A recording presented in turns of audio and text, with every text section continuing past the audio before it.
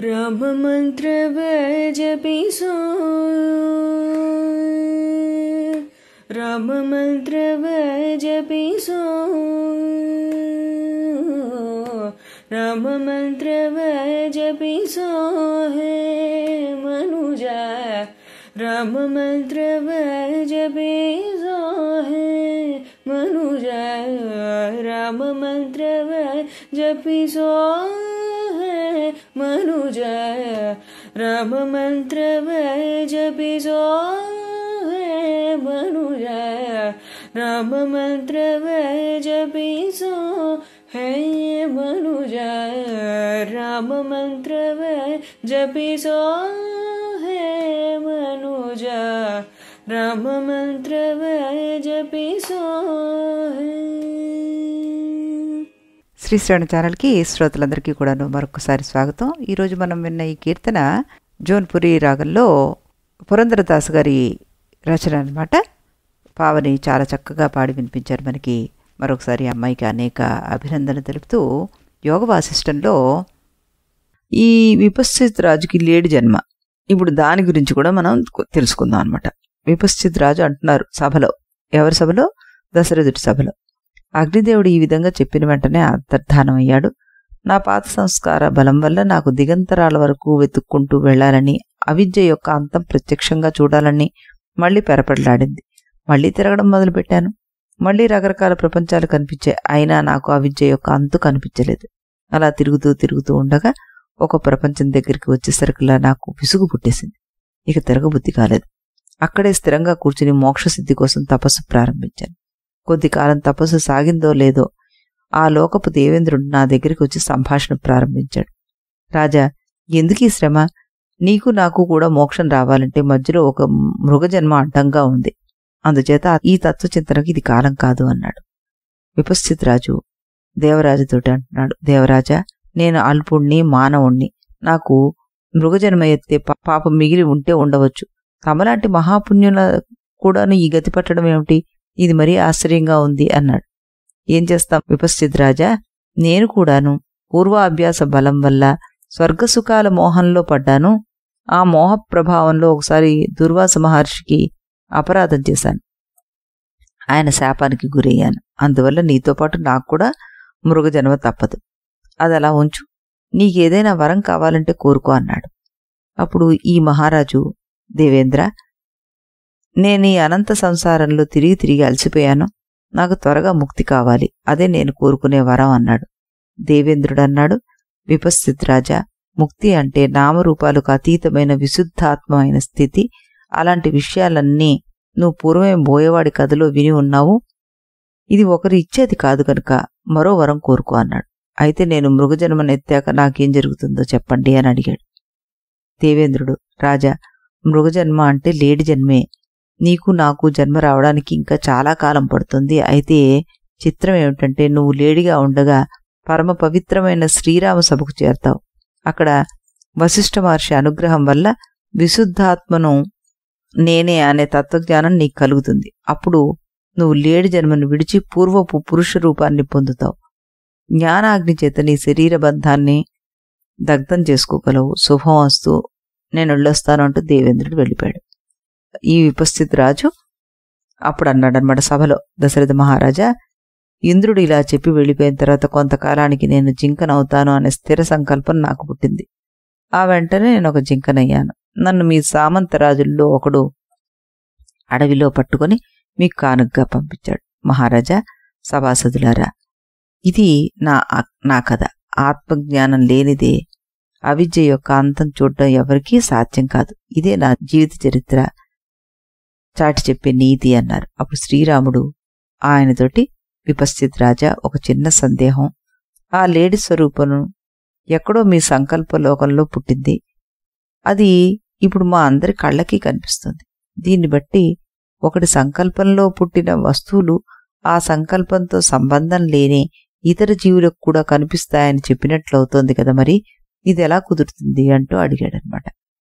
అప్పుడు విపశ్చిత్ రాజు, రామా, మహర్షులు, దేవతలు మొదలైన వారి వరం వల్ల గాని శాపం వల్ల గాని ఒక్కొక్కప్పుడు ఇలాంటి సన్నివేశాలు సంభవిస్తుంటాయి. నా విషయంలోకి వచ్చేసరికల్లా దూర్వాస మహర్షి దేవేంద్రుడికి శాపం పెడుతూ నువ్వు విపశ్చిత్ రాజుతో కలిసి లేడి జన్మ ఎత్తు అన్నాడు. అందువల్ల నా సంకల్పలోకంలో పుట్టిన లేడి ఆ దేవేంద్రుడి లోకంలో కూడా కనిపిస్తోంది. ఇది లోకదృష్టితో చెప్పిన సమాధానం. యథార్థమైన సమాధానం వేరే ఉంది, అది చెప్తాను విను అన్నారు. యథార్థంగా ఆలోచించి చూస్తే పరబ్రహ్మలోనే అన్నీ ఉన్నాయి, పరబ్రహ్మలోంచే అన్నీ పుడుతున్నాయి, అన్నీ పరబ్రహ్మ స్వరూపాలే, అన్నిట్లోనూ పరబ్రహ్మే ఉంది. అది అని కదా మనం పరబ్రహ్మ గురించి చెప్తాం. ఇలాంటి పరబ్రహ్మ విషయంలో ఇది కుదురుతుందని ఇది కుదరదని నియమం ఎవరు పెట్టగలరు? ఒకటి సంకల్పంలో పుట్టి విషయాలు మరొకటి సంకల్పంలో కలవవు అనే మాట కుదురుతుంది, అవి కలుస్తాయి అనే మాట కూడా కుదురుతుంది.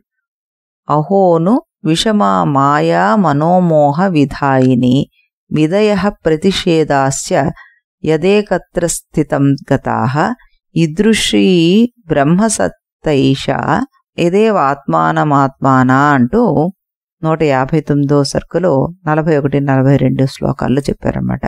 జీవులకు మోహాన్ని కలిగించే మాయ ఆశ్చర్యకరమైంది. అవును కాదులు రెండూ ఒకదాంట్లో ఒకటి కలిసిపోతూ ఉంటాయి. పరబ్రహ్మశక్తి కూడా అలాంటిదే. అది తనను తానే సృష్టి చేసుకుంటుంది. అంతేకాదు ఆ బ్రహ్మసత్వం వల్లే బ్రహ్మను కప్పేసే అవిద్యకు సత్తా ఏర్పడుతుంటుంది. దాని ద్వారానే పంచభూతాలకు సత్తా ఏర్పడుతుంది, వాటి ద్వారానే వివిధ ప్రపంచాలకు సత్తా ఏర్పడుతుంటుంది. దీన్ని బట్టి ఆలోచిస్తే వేరువేరుగా కనిపించే ఈ ప్రపంచాలన్నీ ఒకటే అని చెప్పాలి. దేనికది వేరని కూడా చెప్పాలి మనం. ఈ ప్రపంచాలు గాని వాటి గురించిన జ్ఞానం గాని అజ్ఞానం గాని సత్యాలని చెప్పాలా అసత్యాలని చెప్పాలా? తజ్జ్ఞాత తజ్జ్ఞతే చేహనా సతి నాప్యసత్స్థితి సత్యే సదసతి చైకం కాష్టమౌనమితోఖిలం 159 సర్గలో 60 శ్లోకంలో. జ్ఞానాజ్ఞానాలు సత్యాలు కావు, అసత్యాలు కావు. సత్యాసత్యాలు రెండూ సత్యాలే, రెండూ ఒకటే. ఇక్కడ ఏ మాటలు అతకవు. కట్టెలాంటి కాష్టమౌనమే ఇక్కడ సముచితము. అలాంటి సృష్టి విలాసంలో గత జీవుల పరంపరలో అడుగడుగున సృష్టులు అసంఖ్యాకంగా ఉన్నాయి.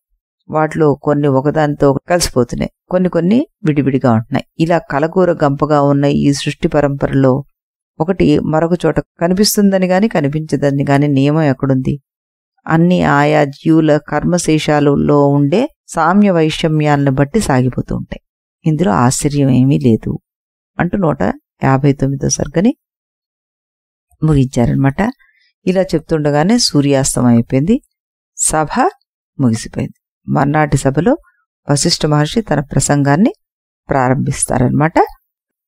వశిష్ఠుల వారు సభ ప్రారంభించబోతే ఏం చెప్తున్నారో విందాం. రామ, సుదీర్ఘమైన ఈ విపస్థితి రాజు వృత్తాంతం వల్ల మనకు తేలుతున్న విషయాలు ఏమిటంటే, అవిద్య అనేది అసలు లేనే లేదు, లేకపోయినా ఉన్నట్లుగా కనిపిస్తోంది. అందుకనే ఈ విపస్థితి రాజు దాని అంతు చూడాలని ఎంత ప్రయత్నం చేసినా విఫలుడే అయ్యాడు. ఉన్న కిటికీ ఏమిటంటే, యథా బ్రహ్మాత్మిక ఐవేయం అవిద్య నేతరాత్మిక తదాస్త్యేష అపరిజ్ఞాత పరిజ్ఞాత నా విద్యతే 160వ సర్గలో 12వ శ్లోకం అనమాట. ఉన్నది పరబ్రహ్మ ఒకటే కనుక అవిద్య కూడా పరబ్రహ్మ స్వరూపమే, దానికి వేరే ప్రత్యేక స్వరూపం లేదు.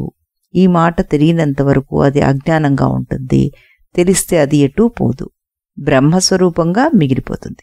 ఈ కిటికి తెలుసుకుంటే అవిద్య కోసం ఎన్ని పరుగులు పెట్టినా ఆ పరుగులన్నీ ఎండమావులు వెంట పరుగులే. అదే ఈ విపస్థితి రాజే నిదర్శనం. ఆ కనిపిస్తున్న ప్రపంచానికి అస్తిత్వం ఉండే అవకాశం లేదు. ఎందుకంటే ఎవడైనా సరే గట్టిగా సంకల్పిస్తే చాలు ఆకాశంలో ప్రపంచాలే ఏర్పడుతుంది. అందుకు నేను పూర్వం చెప్పిన 5వ ఉపాఖ్యానమే నిదర్శనం. కనుక ఈ దృశ్య ప్రపంచం అంతా మనోమయమని నిశ్చయం అవుతోంది అంటూ సర్గ 160లో ఆయన తేల్చారు. అప్పుడు శ్రీరాముడు అన్నారు, గురుదేవా, మనకు రోజు స్వప్నాలు కనిపిస్తున్నాయి. ఆ స్వప్నాలకు మన సంస్కారాలు తప్పితే వేరే కారణాలు లేవు. మీరు పూర్వం లవణోపాఖ్యానం చెప్పినప్పుడు అక్కడ లవణ మహారాజుకి స్వప్నతుల్యమైన ప్రపంచం చాలా కనిపించింది. దానికి కారణం ఇంద్రుడు పంపిన ఐంద్రజాలకుడి మంత్ర ప్రభావం. అలాగే మీరు చెప్పిన గాది చరిత్రలో గాది మహర్షికి బోయ జీవితం వంటి విచిత్ర ప్రపంచాలు కనిపించాయి. దానికి కారణం విష్ణుమూర్తి ఇచ్చిన వరణం. ఇలా దృశ్య ప్రపంచాలు 2 రకాలుగా కనిపిస్తున్నాయి. సహజంగా స్వప్నాల్లాగా జన్మించే ప్రపంచాలు, కారణాంతరాల వల్ల కనిపించే ప్రపంచాలు. ఇప్పుడు ఈ విపస్థితి రాజు వర్ణించిన మునివ్యాధ వృత్తాంతంలో ముని చాలా ప్రపంచాలను చూశాడు. అవి ఏ కోవలోకి చేరతాయి అంటూ అడిగాడు. ఏది ఏ రకమైతే మాత్రం ఏమిటి విశేషం? ఆత్మజ్ఞానం లేనంత వరకు ఇటువంటి భ్రాంతిమయమైన దృశ్యాలు అనంతంగా సాగిపోతూనే ఉంటాయి. విసనకర్ర కదులుతూ ఉంటే గాలి బాగా వీస్తుంది, అది కదలకపోతే గాలిలో కదలికే ఉండదా ఏమిటి? అలాగే శాపాది నిమిత్తాలు ఉన్నా లేకపోయినా భ్రాంతి ప్రపంచాలు కొనసాగుతూనే ఉంటాయి. కొత్తగా భ్రాంతి వచ్చి పాత భ్రాంతిని కొట్టేస్తూ ఉంటుంది. వాటిల్లో స్వప్నం ఒక భ్రాంతి, జగత్తు మరొక భ్రాంతి. స్వప్నంలోంచి మెలుకున్నవాడు స్వప్న ప్రపంచం అంతా అసత్యం అనేస్తాడు. ఒకడు జాగ్రత్త దశలోంచి మరణంలోకి వెళ్ళిపోయాడు. వాడు మళ్ళీ మరొక చోట గర్భంలో ప్రవేశించాడు. ఆ గర్భంలో ఉండగా వాడికి పూర్వజన్మలన్నీ గుర్తుకొస్తాయి.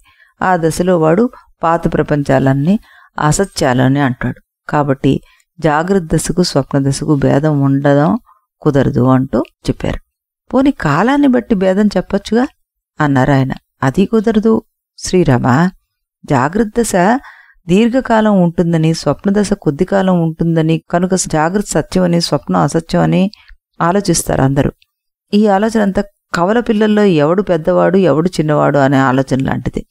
కనుక జాగ్రత్త స్వప్నాలకు ఏ రకమైన భేదం చెప్పేందుకు వీల్లేదు. మనస్సులో పెట్టుకోవలసిన విషయం ఒకటే. ఏ రకమైన జగత్తైనా సరే అజ్ఞానం వల్ల మాత్రమే కనిపిస్తుంది. జ్ఞానం కలిగితే అది పరబ్రహ్మ స్వరూపం అయిపోతుంది అంటూ 161వ సర్గలో చెప్పారనమాట. అక్కడ 19 సర్గల తర్వాత 180వ సర్గలో కుందదంతోపాఖ్యానము అనే ఒక కథను తీసుకురాబోతున్నారు ఆయన. దానికి పీఠికగా మనకి బ్రహ్మగీతలు అనే ప్రసంగాన్ని తీసుకొచ్చి దానికి భూమిక మళ్ళీ మనకి 19 సర్గల చర్చను వశిష్ఠ మహర్షి ఇంచుమించు పునరుక్తిప్రాయంగా నడిపించేశారు. దీన్ని మనం ఇక్కడ సంగ్రహంగా చెప్పేసుకుని ముందుకెళ్దాం. వశిష్ఠులు వారు మళ్ళీ అంటున్నారనమాట, మరో విషయం నువ్వు గమనించాల్సి ఉంది రామా. నీ స్వప్నలోకాన్ని అనుభవిస్తూ నేను అనబడే వ్యక్తి ఒకడున్నాడు.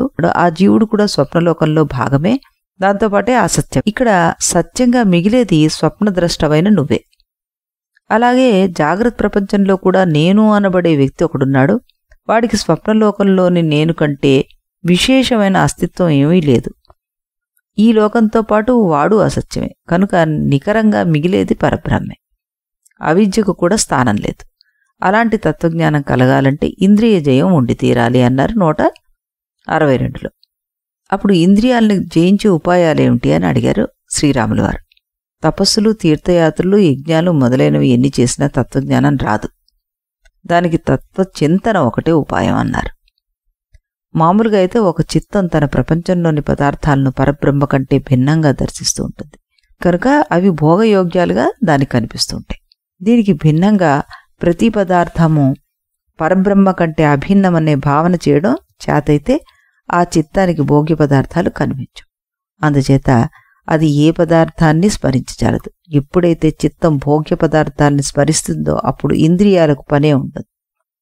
ఇంద్రియాలను జయించడానికి ఇదే ముఖ్య ఉపాయం. ఇది బాగా చేతకానప్పుడు శాస్త్రవిహితమైన స్వధర్మానుష్ఠానానికి కట్టుబడి ఉంటే వైరాగ్యం త్వరగా లభిస్తుంది. తద్వారా ఇంద్రియాలను త్వరగా జయించవచ్చు. అది కుదరకపోతే చిత్తవృత్తులను గట్టిగా నిరోధించడం ద్వారా చిత్తానికి ఏకాగ్రతను తీసుకురావచ్చు అనమాట. ఏకాగ్రత అంటే చిత్తవృత్తులన్నింటినీ అధిష్టానంగా ఉన్న శుద్ధ చైతన్యంలో మనస్సును లీనం చేయడం. దాని ద్వారా కూడా మనం ఇంద్రియ విజయాన్ని సాధించవచ్చు అంటూ చెప్తున్నారు. ఈ సర్గలో మనం ఇక్కడ తెలుసుకోవాల్సిన విషయం ఏంటంటే, కొంచెం చమత్కారం చేశారు మన వశిష్ఠులు వారు.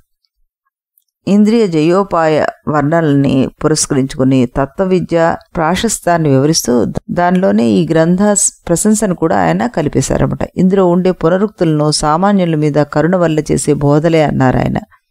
భూయో భూయ పరావృత్య అంటూ 163 సర్గలో చెప్పారు. ఇవన్నీ వ్యర్థం అనుకుని ఈ గ్రంథాన్ని ఒకసారి చదివి పక్కన పారేసేవాడికి బూడిది కూడా దొరకదన్నాడు. భస్మాప్యాప్నోతి నా అధమహ అంటూ శ్లోకం 49 163 సర్గలో అన్నారు. అంతేగాక ఈనాడు భగవద్గీతలో మనకు కనిపించే యా నిషా సర్వభూతానాం అశ్చిత్తమద్గత ప్రాణ తేషాం సతతయుక్తానాం వంటి సుప్రసిద్ధ శ్లోకాలు మనకి మూలభూతమైన శ్లోకాలను కూడా మనం ఈ సర్గలోనే చెప్పబడ్డాయన్నమాట. సాధనలో ఉన్నవారికి నిష్టను పెంచే శ్లోకాలు. ఇలాంటివి ఎన్నో ఉన్నాయి.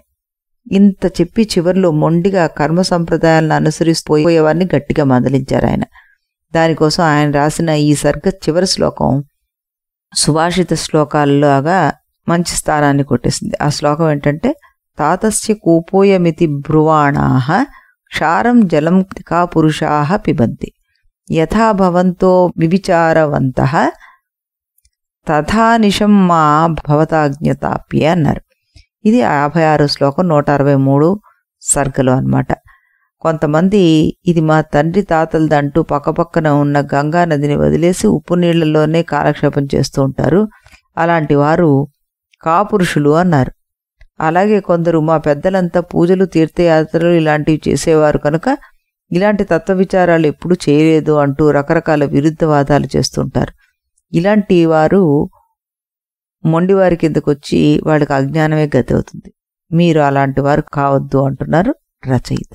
ఇదంతా కూడాను మనకి 163లో చెప్పారు. ఈ రకంగా వశిష్ఠుల వారు శ్రీరాముల వారికి చెప్తూ, రామ, ఇంతకు నేను అనబడే జీవుడికి ప్రత్యేకమైన అస్తిత్వం లేదని నేను చెప్తూ ఉండగా మధ్యలో ఇంద్రియజయ ప్రసక్తి వచ్చింది. ఇంతకు నేను చెప్పొచ్చిన మాట ఏంటంటే, నేను అనబడే జీవుడు విడిగా లేడు. చిత్తం అనే ఉపాధి వల్ల వాడు విడిగా ఉన్నట్లుగా కనిపిస్తున్నాడు. ఆ ఉపాధిని తొలగించి వేస్తే అక్కడ ఉండేది శుద్ధ చైతన్యమే. ఆ ఉపాధి సత్యమైనదే కాదు కనుక దాన్ని తొలగించవలసిన పని కూడా లేదు. ఈ విషయం అర్థమైతే జగత్తు, జీవుడు, పరబ్రహ్మ అనే పదాలకు అర్థమే లేదు. అంటే అక్కడ 3 పదాలు ఉన్నాయి కానీ ఉన్నది ఒకటే పదార్థం, అదే శుద్ధ చైతన్యం.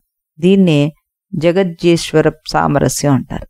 ఆ దృష్టితో చూసినప్పుడు జాగృత, స్వప్న, సుషుప్తులు 3 అవస్థలు కూడా రకమైన భేదమో లేదనమాట. సరిగ్గా ఆలోచిస్తే ఈ అవస్థలు ఒకదాన్ని వదిలిపెట్టి మరొకటి ఉండవు. ఒకదాంట్లో మరొకటి చొచ్చుకుపోయే ఉంటాయి. ఉదాహరణకు, మెలకుగా ఉన్న మనిషి ఊహాలోకాల్లోకి పోయి పగటి కలలు కంటూ ఉంటాడు. ఆ ఊహాలోకం మెలకువ, కళ. అలాగే కల్లో ఉన్న మనిషి తాను నిద్రపోయినట్టు లేచినట్టు కనిపించింది. ఆ కల్లో ఉండేది మెలకువ, కళ. అలాగే మెలకులో గాని కల్లో గాని ఉండగా మనసు మొద్దుబారిపోతుంది. అది సుషుప్త, మెలకువ, కళ ఏది మనకు తెలియదు. సుషుప్తిలోంచి ఒక్కసారిగా స్వప్నంలోకో జాగ్రత్తలోకో వస్తుంటాడు.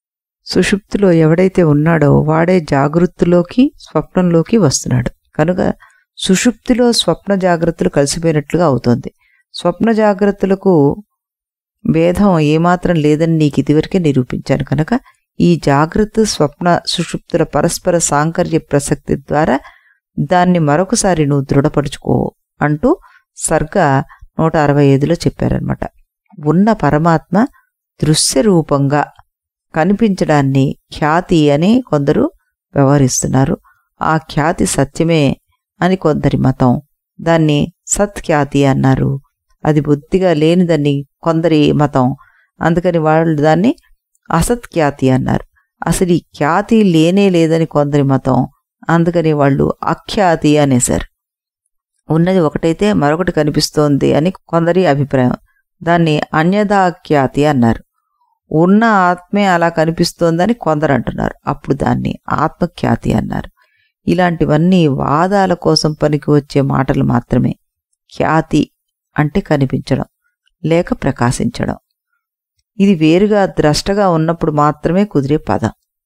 ఆత్మ అద్వితీయుడు కనుక ఈ ఖ్యాతి పదం ఆత్మతో ఏ రకంగానూ అతగదు. అది అసంభవం. ఉన్న సత్యం ఏమిటంటే ఆత్మే ఖ్యాతి, ఆత్మే ప్రకాశం. ఒకే అర్థంలో అవి 2 పదాలు. అలా అనుకుంటే వాటిని కొంతవరకు అతికించవచ్చు. ఆ దృష్టితో చూస్తే ఈ ప్రపంచం అంతా ఒక పెద్ద స్ఫటిక శిల వంటిది. దానిలో ఉలిని దూర్చేందుకు సందెక్కడా లేదు. కానీ దాని గర్భంలో మాత్రం రకరకాల గీతలు చిత్రాలుగా కనిపిస్తుంటాయి. ఆ గీతల్లో ఒక గీత నేను, ఒక గీత నువ్వు. ఆ మొత్తం రాయి శుద్ధ చైతన్యం. అందుచేతనే ఈ ఖ్యాతివాదాల జోలికి పోకుండా 3 అవస్థలను నువ్వు దాటి ఉన్న ఆత్మతత్వాన్ని తెలుసుకో అంటూ 166, 167లో చెప్పేశారాయన. ఆ తర్వాత ఆత్మతత్వం అలాంటిది కనుకే సృష్టి మొత్తం చిన్మాత్ర మీద అధ్యారోప స్వరూపంగా వచ్చిందని నేను పూర్వం చెప్పాను అంటూ మొత్తం సర్గ 168లో చెప్పారన్నమాట. ఈ విషయం అనుభవంలో తెచ్చుకున్న వాడికి సుఖదుఖాలు రెండూ ఉండవు అన్నారు. అప్పుడు శ్రీరాములు వారు ఓ ప్రశ్న వేశారనమాట. సుఖదుఖాలు రెండూ అంటడం లేదంటే వాడు బండరాతిగా జడుడయ్యాడేమోనండి అంటూ. మరి దీనికి సమాధానంగా వశిష్ఠ మహర్షి ఏం చెప్పారు అన్నది మనం రేపు ఇదే సమయానికి ఇదే ఛానల్లో శ్రీరాముల వారి కీర్తన విన్న తర్వాత అప్పుడు తెలుసుకుందాం. అంతవరకు సెలవు.